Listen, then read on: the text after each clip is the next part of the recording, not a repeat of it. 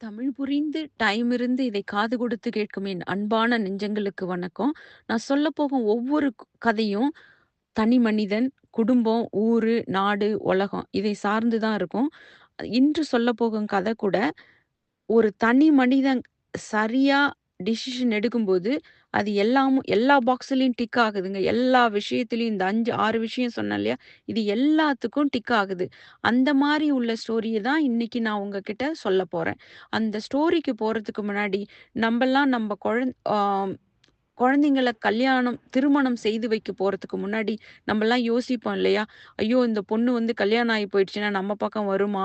அது மாரி பையன் வீட்ல என்ன நெனைப்பாங்க? ஐயோ! என் பையன கல்யாணம் பண்ணி வச்சேன்னா, அந்த பொண்ணு நம்ம கூட ஒட்ட விடுவாளா? அப்படின்னு 2 பக்கமும் கொஞ்சம் சந்தோஷம் இருக்கும் நம்ம பையன கல்யாணம் பண்ணி வைக்கிறது. ஆனா, அந்த கல்யாணம் முடிஞ்ச உடனே 2 பேரும் 2 பக்கமும் ஆ இழுப்பாங்க இல்லையா? "நீ ஏன் ஏன் இங்க வரல தீபாவளிக்கு? ஏன் அங்க பொங்கலுக்கு போல?" இப்படி யோசிப்போம் இல்லையா? ஆனா, ஐயரு வந்து கல்யாணம் பண்றதுக்கு முன்னாடி என்ன சொல்லுவாரு? ஒரு வண்டி வேணும்னா 2 சக்கரம் வேணும். அந்த 2 சக்கரமும் நல்லா ஓடுனா மட்டும் தான் அந்த வண்டி இருக்க முடியும் இல்லையா? அதுபோல தான். அவங்க 2 பேரும் ஒண்ணு. ஆனா 2 சக்கரம் வேணும். அப்போ ஒரு ஃபேமிலினா 2 சக்கரம் இருந்தா மட்டும் தான் அந்த வண்டிய ஓட்ட முடியும். ஆனா, அந்த கல்யாணம் ஆன கொஞ்ச காலத்துல நம்ப எல்லாம் கொஞ்சம் கொஞ்சம் மாறி போறோம். அது நம்மளோட சமுதாயத்துல அதிகமா இருக்குது. கொஞ்ச நாள் அத பார்த்து பொறுமையா இருந்து கைட் பண்ண ஆரம்பிச்சோம்னா, அது நல்லா போகும். இப்போ கல்யாணம் ஆன உடனே பலர் பலவிதமா பேசும்போது, அந்த குழந்தைங்க மனசுல வந்து பல முடிச்சுகள் விழ ஆரம்பிச்சுடுது. ஓ! இவங்க நல்லவங்களா இருக்குமோ! ஸோ அவங்க நல்லவங்களா இருப்போம். அது புரியாத பாஷையா அவங்களுக்கு போய் பக்குவப்படுறதுக்கு முன்னாடியே பல குடும்பம் பிரிஞ்சு விடுது. பிரிஞ்சுட்டு அந்த குழந்தைங்க பொறக்கும்போது, அந்த குழந்தையும் அவங்க பேரண்ட்ஸ விட்டு கஷ்டப்படுற மாரி நான் இப்ப ஃபீல் பண்றேன். அது எல்லா குடும்பங்கள்லயும் இல்ல. ஒரு சில குடும்பங்கள்ல. அதையும் நம்ம கரெக்ட் பண்ணா எவ்வளோ நல்லாருக்கும் இல்லையா? அதுக்கு அந்த ஒரு பாதையில யோசிக்கும்போது ஒரு சேட்டன் அவங்க குழந்தைங்கள எப்படி இப்படிலாம் போக இருந்த இத ஒரு நேர் பாதையில கொண்டு போனாருங்கிறத பத்தி தான் நான் உங்ககிட்ட சொல்லப் போறேன். அந்த சேட்டனுக்கு வந்து 2 குழந்தைங்க. நல்லா படிச்சு, ம் நல்ல விதமா அந்த குழந்தைங்களும் வேலைக்கு அப்படி வேலைக்கு போயிட்டு இருக்க நேரத்துல அந்த பொண்ணு வந்து ஒரு மலையாள பையன தான் கல்யாணம் அ விரும்ப ஆரம்பிச்சாங்க.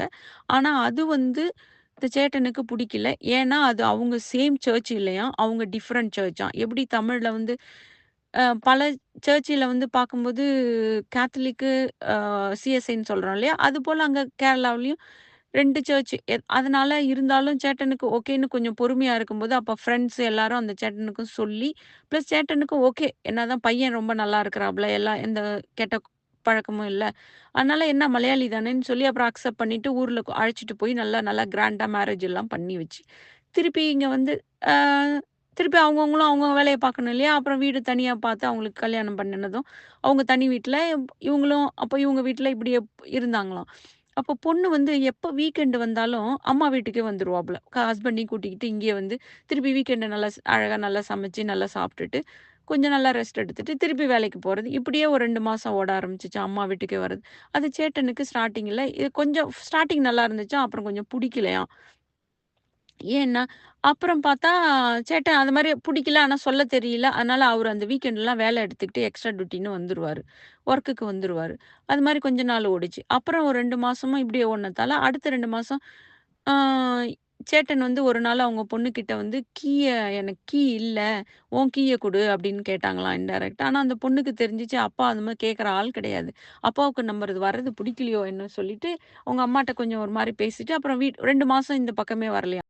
அவங்க எனவே இங்க வரலன்னா என்ன பண்ணணும்? அப்புறம் மாமியார் வீட்டுக்கு போகணும் இல்லையா? அந்த வீக்கெண்டு. அவங்க அங்கேயும் போக ஆரம்பிச்சாங்களாம். அப்ப இங்க வரவே இல்ல. அப்புறம் ஆஃப்டர் 2 மந்த்ஸ் அவங்க அம்மா வந்து, "என்னடா இங்கேயும் வாடா, நாங்கலாம் இருக்கோமே" அப்படின்னு சொன்னதும், அப்புறம் பொண்ணு இங்க வர ஆரம்பிச்சுச்சாம். ஆனா, அந்த வாரம் இங்க வந்துச்சு இல்லைங்களா? அதுக்கு அடுத்த வாரம் இங்க வரலையாம். அவங்க மாமியார் வீட்டுக்கு போக ஆரம்பிச்சுச்சாம்.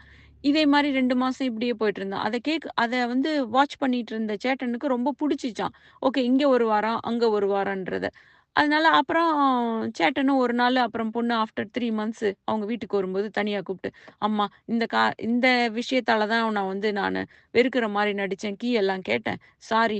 நீ வந்து அவங்க பையனோட அப்பா, அம்மாவும் மனுஷாள்கள் தான. அவங்களையும் நீ ரெஸ்பெக்ட் பண்ணணும். அவங்களையும் நீ புரிஞ்சுக்கணும். நாங்க மட்டும் இல்ல. நாங்க அது மாரி அவங்களையும் நீ புரிஞ்சுக்கிட்டா தான் உன் குடும்பம் நல்லாருக்கும். நீயும் நல்லா இருப்ப. நீ வாழ்ந்த வாழ்ந்த குடும்பமும் நல்லாருக்கும். வாழப்போற வேண்டிய குடும்பமும் நல்லாருக்கும்.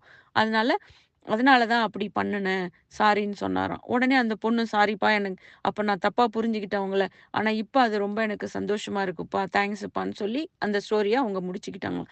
இத சேட்டன் என்கிட்ட சொல்லும்போதுங்க, எனக்கு 1 நிமிஷம் கூட இல்லங்க. ஒரு 30 செகண்டு எனக்கு அந்த சேட்டன் ஒரு கடவுள் மாரி தாங்க எம் எம் எனக்கு முன்னாடி நின்னாரு. இது போல நம்மலாம் பேரண்ட்ஸா இருக்கும்போது, இவரு போல நம்பளும் சில ஆக்டிவிட்டி நம்ம குழந்தைங்க ஒரு ஒரு இதுவா இருக்கும்போது, நம்ம அந்த ஆப்போசிட்ல இருக்கிறவங்களோட ஷூல நின்னு பார்த்து, 2 சைடும் நம்ப கன்சிடர் பண்ணோம்னா, எல்லாரும் சந்தோஷமா இருக்கலாம் இல்லையா? அப்படி இருந்தோம்னா, ஊரு நல்லாருக்கும், நாடு நல்லாருக்கும், நம்ப குடும்பம் நல்லாருக்கும். சொசைட்டின்ற ஒரு இது எந்த பிரச்சனையும் இல்லாம கொஞ்சம் சால்வ் பண்ணிக்கிட்டு பல பிரச்சனை நமக்கு வரும். நான் வராதுன்னு சொல்லல. ஆனா, இந்த மாரி பிரச்சனை இல்லாம வாழ்க்கைய ஓட்டலாம் இல்லையா?